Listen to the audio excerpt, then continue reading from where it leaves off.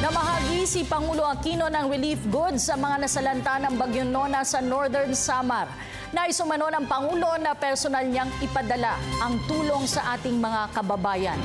Nagbigay direktiba rin si Pangulo Aquino na maglunsad ng alternatibong pangkabuhayan sa mga magsasaka na nawala ng kabuhayan dahil sa pananalasa ng bagyo.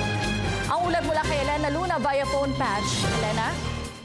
Maraming salamat, Cathy. Personal na tiniyak ni Pangulong Aquino ang pagpapadala ng tulong para sa mga biktima ng Bagyong Nona sa kanyang pagbisita sa Northern Samar at Oriental Mindoro, ang mga lugar na grabing naapektuhan ng bagyo.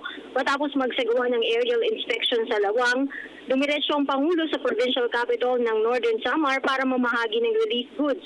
Pinangunahan din ng Pangulo ang pagpupulong doon kasama ang mga lokal na opisyal at ilang miyembro ng kanyang gabinete.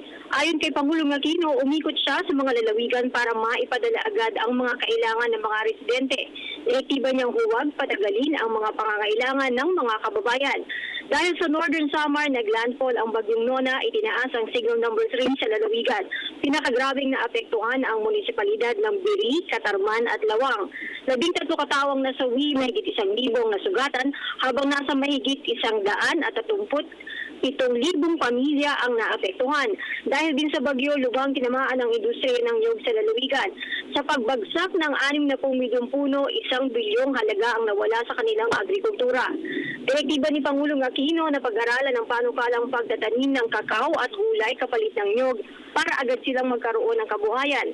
Ipinagutos din niya ang paglalatag ng plano para sa alternatibong kabuhayan ng mga magsasaka gaya ng pagtatanim ng puno at pangingisda. Mamamahagi naman ang Department of Agriculture ng rice at vegetable seeds sa susunod na linggo.